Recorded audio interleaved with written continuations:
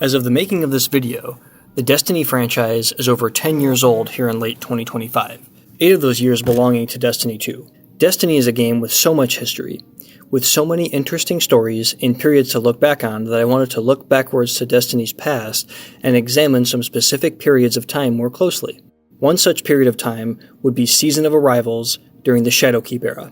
First, let's take a look at the history of this season and the state of the game, Bungie, and the world surrounding and leading up to the season's release. This was during the Shadowkeep era, soon after Bungie declared that it was parting ways with its longtime publisher of the entire Destiny franchise up to that point, Activision. This announcement was made in early 2019, directly before the second season of the Forsaken era, Season of the Drifter. The next expansion to be released after this announcement was the aforementioned Shadowkeep. Originally, this announcement was met with praise from the community, as many players saw Activision as a negative influence on the game and blamed them for many maligned features, such as the Eververse store and piecemealing DLC. This DLC releasing soon after an expansion, such as the mini-expansions that came out directly after Destiny 2 launched, Curse of Osiris and Warmind. This sentiment seemed to slowly change over the course of 2019, however. Bungie had help developing Destiny 2 from several Activision-owned subsidiaries such as High Moon Studios and Vicarious Visions. This continued after the announcement, with the last expansion Bungie receiving this aid-on being Season of Opulence. This season and all Forsaken-era seasons were generally fairly well received, with Season of Opulence adding a ton of highly praised features and activities such as the Crown of Sorrow raid, Menagerie activity, Tribute Hall, and new and returning exotics such as the Bad Juju and the Hand Cannon Lumina. Directly after Season of Opulence, Shadowkeep launched in October of 2019 after a short delay. This also marked the day that Destiny 2 released on Steam, being previously hosted on Activision's Battle.net launcher. The expansion launched to some pretty strong numbers, with Steam charts reporting around 200,000 players close to launch, which would be similar numbers to expansion launches going forward. Although the launch of Shadowkeep was fairly strong, with a new raid, dungeon, and darker tone, the following seasons were reduced in scope to the seasons that came before during this Forsaken era. Both Season of the Forge and Season of Opulence both included raids in addition to Last Wish releasing with Forsaken, with the Shadowkeep era Season of the Dawn and Season of Worthy releasing with no new endgame activities and only rehashed 6-player activities that the community seemed to be growing tired of. These following activities, such as the Sundial, tried to follow in the footsteps of the Menagerie that the community loved, with multiple branching encounters and a 6-player match-made activity, but the community had grown tired of the formula at this point. The pace and amount of content that was produced compared to prior years under Activision had been reduced. The season that directly preceded Season of Arrivals was also one of the worst received seasons in Destiny 2 history, Season of the Worthy. There were no new raids or endgame activities arriving during the Shadowkeep seasonal era, the only activity added to Worthy being Seraph Towers, which were just glorified public events where you spend half the time throwing balls, which was just not very engaging at all. This season did have some redeeming qualities, such as the return of the player mapping shotgun Fellwinter's Lie, featuring its signature intrinsic trait returning from Destiny 1, Shot Package, as well as the burst damage Shotgun King Fourth Horseman. The loot this season was also generally very poorly received. This was at the height of the reload damage perk era, where the only perks on guns really worth chasing in PvE was Outlaw, Rampage damage type perks, which the new Seraph-themed weapons added this season were lacking. This season was where Warmind cells were originally added, which these weapons were the only ones that could produce these originally as well. These would become incredibly important and powerful in the near future, as they were effective at taking out large groups of enemies in a huge radius. Slowly the game started to embrace combat encounters and activities revolving around eliminating groups and clusters of enemies instead of just single targets, something that has stuck around and evolved even to the present day. Needless to say, the time surrounding the launch of Season of Arrivals was tumultuous at best, with Bungie needing to follow up the disappointing Season of the Worthy with something great to build momentum again. In the summer of 2020, Bungie revealed the newest expansion set to launch in late 2020, Beyond Light. The expansion would feature a new element for the first time in franchise history, Stasis, along with a new subclass for each class, as well as the start of the Darkness era of the Destiny story, where Guardians would embrace the darkness for the first time instead of just the light-based powers that were being used up to that point. There was a lot of hype for the story as well, as we had been building to this Darkness arrival narrative for a while. The ending of the Destiny 2 vanilla campaign included a Marvel-style stinger at the end, which showed pyramid ships being awakened after the pulse of the Traveler's Light reached them during the fight with Dominus Gall. Shadowkeep had us exploring a pyramid ship that had lain dormant within the moon, and Season of the Worthy had us tracking the pyramid fleet throughout the season. This narrative had been building since the launch of Destiny 2 Vanilla, with the pyramid ships finally approaching and ultimately beginning to arrive with Season of Arrivals. It's also important to mention that during the Beyond Light and Season of Arrivals reveal, Bungie also unveiled two of the most controversial decisions in Destiny history: the Destiny Content Vault and Weapon Retirement. Weapon retirement, more commonly known as weapon sunsetting by the community, was the process by which Bungie would introduce infusion caps on legacy weapons and armor, with only the most recent year's gear being able to be brought forward into the new expansion. Destiny operates on a system where every piece of gear, including weapons and armor, has an associated power level. Up until this point, you could sacrifice weapons and armor with a higher power level than the gear you were currently using to bring your existing gear up to the power level of the sacrificed gear. This means that old weapons from years past were always relevant, with many weapons from the original launch still powerful enough to be used due to excellent perk combinations and stats. To combat this, Bungie slowly introduced power creep into the game so players would have an incentive to chase new gear instead of using old weapons. But Bungie introduced weapon sunsetting as a method to solve this problem long-term without relying on power creep, however informed or misguided this was. This system ended up being completely thrown out soon after, leading into the Season of the Splicer, but old weapons previously sunset were still not able to be infused until the very recent Final Shape, where infusion caps were removed on all legacy gear permanently.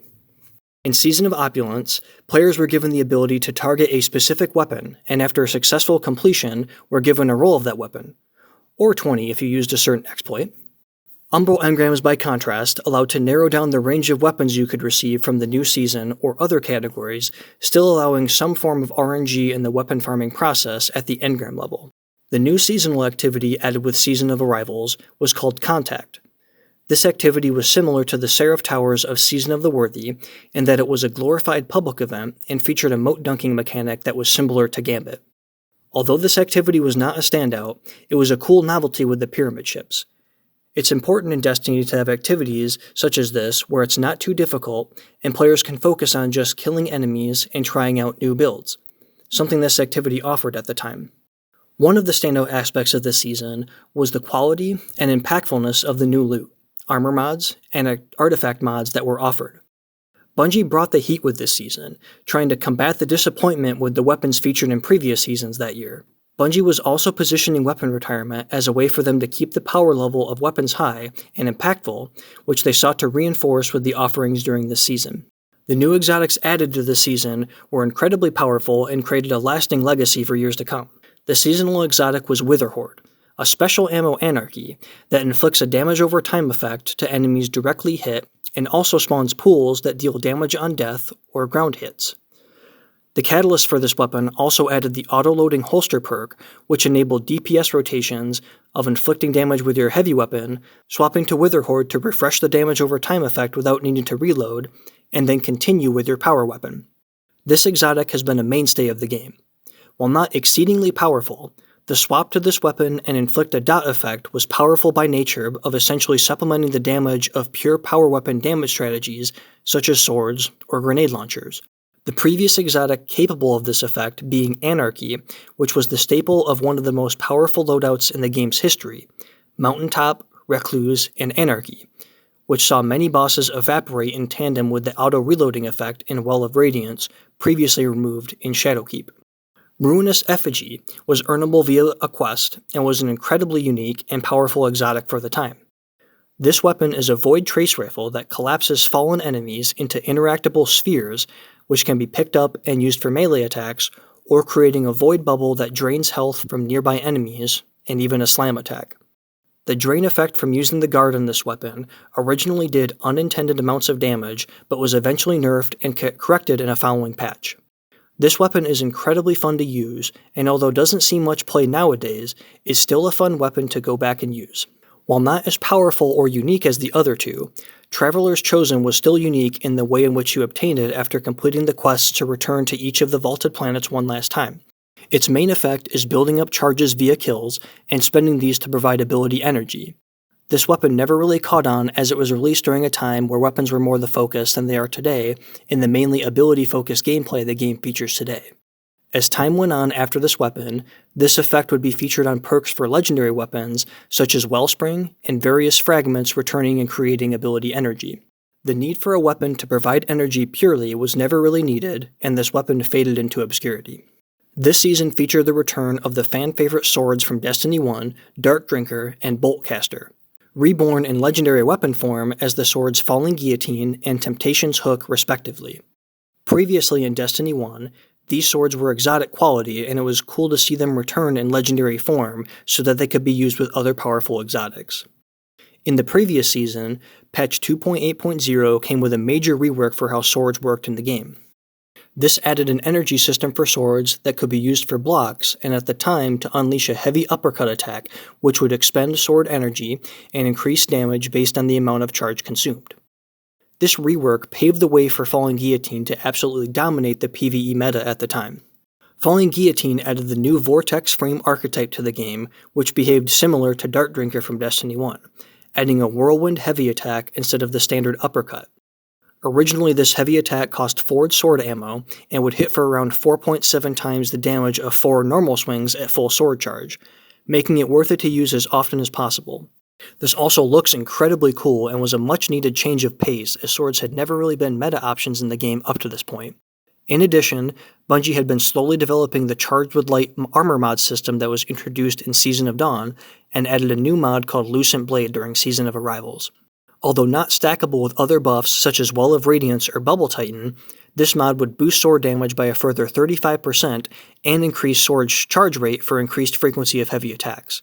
This combined with the Oppressive Darkness artifact mod that added a debuff to increase damage taken by enemies by 30% turned Falling Guillotine into an absolute monster of a weapon. This was exactly the kind of exciting, powerful loot that makes a game like Destiny work and makes players want to chase, and was incredibly fun after the subpar loot from Season of the Worthy. To further expand on this aspect, Destiny operates on a delicate balance of adding powerful, meaningful new additions to gear, mods, abilities, and weapons to entice players to chase these new weapons over the course of activities while also not being too stingy with the power level or availability of these sources of power either. It's worth noting how well of a balance Bungie struck here with Falling Guillotine. The base version of the sword was somewhat easy to obtain. If you played enough of the seasonal activity and collected enough Umbral engrams, you would eventually receive one, and beyond that could focus for it further once the Arsenal Focusing perk was unlocked through the Season Pass. At this time in the game's history, most weapons dropped with essentially 5 slots that could be variable and subject to randomness during a drop of that weapon. The Masterwork slot, which is a bonus to one of the stats of the weapon, 2 minor perks, and 2 major perks. For most weapons, the minor perk added adjustments to things like stability, range, or a slight reload speed bonus that didn't affect the performance of the gun damage-wise too much. The major power was found in the 2 major perk slots, which would affect things like damage or reload speed. Falling Guillotine was one of the few weapons that did have a 5 out of 5 god roll, as it was called, all of which contributed to the damage of the weapon. Swords always dropped with an Impact Masterwork, which would increase the damage of the sword. Jagged Edge in the first slot increased the sword's damage by the maximum amount. Swordmaster's Guard in the second slot increased the charge rate of the sword's energy bar, allowing for more frequent heavy attacks. Relentless Strikes would generate sword ammo on successful hits, while the final perk Whirlwind Blade would increase the sword's damage by up to 25% at maximum stacks. While players could obtain a base version of the sword that performed well, you were also chasing this 5 out of 5 god roll as well, striking a good balance between chasing the perfect version of the sword and also having a functional version to use while you wait. Although released at the same time, the caster frame sword Temptation's Hook never really saw much play due to the steep ammo cost for its heavy attack and the presence of the king Falling Guillotine. One of the other stars of this season's loot was the Slug Shotgun First In, Last Out, which is originally added during the base Destiny 2 game, but refreshed for Season of Arrivals with new perks. One of the major sandbox tuning updates for Season of Arrivals was a substantial buff to Slug Shotgun's damage in PvE. In patch 2.9.0, slug shots were given a 30% damage buff in PvE, which paved the way for this slug shotgun to shine during the season. This weapon also featured a generally agreed upon god roll of Assault Mag in the second column for slightly increased rate of fire, which increased DPS numbers, auto-loading holster in the second column to enable weapon swapping strategies, and Vorpal weapon in the fourth column, which was a flat 15% damage boost at the time to bosses, which were what special weapons were used for mostly anyways at the time. This weapon was incredibly powerful and fun to use, becoming a mainstay in raid boss damage loadouts for a while afterwards. This damage buff and weapon also enabled the double slug shotgun damage strategy in the following expansion Beyond Light. This strategy used the kinetic slot slug shotgun that dropped from the Deepstone Crypt raid Heritage, first in last out in the energy slot, and Anarchy in the power weapon slot. Players discovered that you could animation cancel the firing animation by slightly moving forward after shooting one shotgun, and by immediately swapping to the other, enabled higher DPS than using one at a time. This hot swapping strategy was incredibly powerful and used in tandem with the crit spot producing weapon Divinity to melt raid bosses, including the newly released Taniks, but was eventually nerfed due to its prevalence. The other weapons added worth mentioning was the addition of the 1.0.2 versions of the Ikelos weapons that were originally added with the Warmind expansion. In addition to looking extremely cool, these weapons also added the ability to generate Warmind cells, something exclusive to just the 7th Seraph weapons added in Season of the Worthy prior. These weapons featured better perks than the weapons prior, including combos like Subsistence Rampage on the hand cannon and the then powerful Trench Barrel on the shotgun. These weapons with their better perk pools and ability to generate Warmind cells increased the adoption of Warmind cells in the game. Bungie has always said that they design encounters tailored to the power available to Guardians, and the room-clearing potential of Warmind cells these weapons brought about are what directly contributed to the enemy density era of later seasons, such as Battlegrounds during Season of the Chosen and beyond. This is something that is still true in the game today. Although Warmind cells are long gone at this point, their legacy lives on in the plethora of giant room-clearing abilities and perks modern weapons or subclasses have access to, such as Incandescent, Volatile Rounds, and Jolt effects. These weapons originally dropped in the Prophecy dungeon that was added with Season of Arrivals and supplemented an already stellar loot pool. One of the standout builds of the season used the Falling Guillotine Sword along with Witherhoard, and the newly added Lucent Blade Armor mod along with the Oppressive Darkness Artifact mod. A sample loadout would be something like Witherhoard in the kinetic slot, Recluse or another energy weapon such as Gnawing Hunger with Falling Guillotine as the power weapon. The loop for this build was to tag an enemy with Witherhoard, and then throw a Void Grenade to apply the Oppressive Darkness Artifact mod, which would cause all enemies damaged by your Void Grenades to take 30% increased damage. After this, you would swap to Falling Guillotine, use a few light attacks to build Whirlwind Blade, and then spam the heavy attack every time your sword energy was full. This rotation was an incredibly effective and popular strategy for the new dungeon's bosses as well. One of the main features this season brought was the addition of a new dungeon, Prophecy.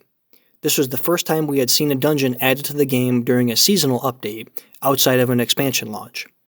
One of the highlights of Bungie's content over the years has been their endgame offerings, including dungeons and raids, and this one was no different. The visuals, setting, art style, and mechanics were all incredibly well done, and this new dungeon was received well generally by the community. One of the main themes in the game at this time and going into the Beyond Light expansion was blurring the lines between light and dark, and this was featured in the dungeon's main mechanic. Throughout the dungeon, you would produce either light or dark motes upon killing certain enemies, depending on if you were standing in the light or the dark. You would then expend these motes in the corresponding plates related to this element. Bungie usually creates a nice progression in dungeons where the new mechanic is introduced and slowly ramped up in complexity as the dungeon goes on, which was featured here. The first encounter has you making a certain number of motes of each type in order to open doors to advance. This allows you to experience just the base mechanic without much else to worry about so that you can get a feel for how it works. The next encounter is a boss fight against a giant taken enemy, where you use the same mote gathering mechanic and also under the pressure of the boss. You then need to access 4 plates hanging above the boss arena and expend your light or dark motes. 2 dark and 2 light, making sure to do this on the correct corresponding plates. There is an exploit that I believe still remains today, where you'd be able to cover 2 plates at once by hovering at just the right spot between both plates and expending your motes, cutting a few cycles of mote gathering out from the encounter. The following encounter had you roaming around a large desert with invisible minotaurs lying in wait. This led to the next encounter, a series of rooms with everyone's favorite ghastly apparition, Toland. This encounter features a large cube in the center of the room, starting off with 6 unlit faces that you need to use the same moat gathering mechanic to light up all 6 sides. Toland will usually be hovering over the next valid side to expend motes on, but sometimes appears on the ceiling instead. After this is complete, a couple of taken Centurions spawn in, and once these are defeated, the encounter is over. This then leads to the encounter that really made this dungeon unique for the time, the Sparrow section. There is a long, narrow, winding road that needs to be traversed without falling off. This comes right before the final boss, as a nice penultimate challenge and a brief respite from combat. This was super unique for the time, as most dungeons or raids at the time featured puzzle mechanics but never a section like this. This all led to the final boss, which used the same moat gathering mechanic to eventually unlock the final challenge, featuring a giant taken captain boss called the Kel Echo. This encounter features the boss teleporting further and further away throughout the fight to different platforms, forcing players to move forward with the boss. This was a fairly unique boss for the time, as most bosses generally stood still during damage windows and took some of the focus off of the plant yourself and shoot strategies involving Well of Radiance. This was a really well done encounter and overall made for an incredibly memorable and unique dungeon. The loot that dropped from this dungeon outside of the reissued Ikelos weapons were also older weapons with new perks with nothing too special about them. The loot pool for this dungeon would eventually be refreshed later in 2024 during the Season of the Wish, where the original Trial of the 9 weapons from Destiny 2 Vanilla were added with refreshed perk pools and a new origin trait. As the season came to a close, there were a few final touches that were added to really make this season one to remember. In the final act, the Exodus series of quests were added. These quests had you venturing to each of the planets that were being vaulted one last time to interact with the characters there and give them one last send-off. These included Titan with Sloane, Io with the ever-charming Asher Mir, Mercury with Brother Vance, and finally Mars with Anna Bray. This was a nice way to interact with these locations one last time, although parts for most of these locations would return in one form or another in future seasonal content. This all culminated in receiving the Traveler's Chosen exotic sidearm, a symbolic reward similar to the original weapon from Destiny 1, the Kvastov assault rifle being reissued as an exotic. Traveler's Chosen was the first sidearm received by players and was white quality previously. Finally, just before Beyond Light launched, Bungie hosted a live event in the game, one that's still referenced in the timeline of the live game today. This was the era of live events, right around when games like Fortnite were hosting live virtual concerts and other similar events. This event was dropped following a teaser, and featured the Traveler reforming itself slowly over the course of a few hours in the tower, right before the game went offline to apply the patch for Beyond Light. This ended with a cutscene showing all of the vaulted locations being eventually swallowed by the darkness just as they were removed from the game and the pyramid ships would fully arrive from the Sol system. This was an incredibly cool event, one that was hosted live in the tower with other players. I attended this back in the day, having discussions with other players about the hype for the new expansion, including the new Stasis subclass. This was one of the high points of the game for me, and the type of thing that really ignited my passion for this game longer term for the years to come. So, in conclusion, I think Season of Arrivals was an incredibly fun, unique, and memorable season in the game's history. The time in the game's history in which it arrived was unlike any other in the franchise's history. The loot, weapons, and other gameplay additions were all great, and a lot of what was added during this season had a lasting effect on the game for seasons to come, and even to the present day. Thanks for taking the time to look back on Destiny's history with me, and I hope this allowed you to experience some nostalgia for an era long past in the game's history.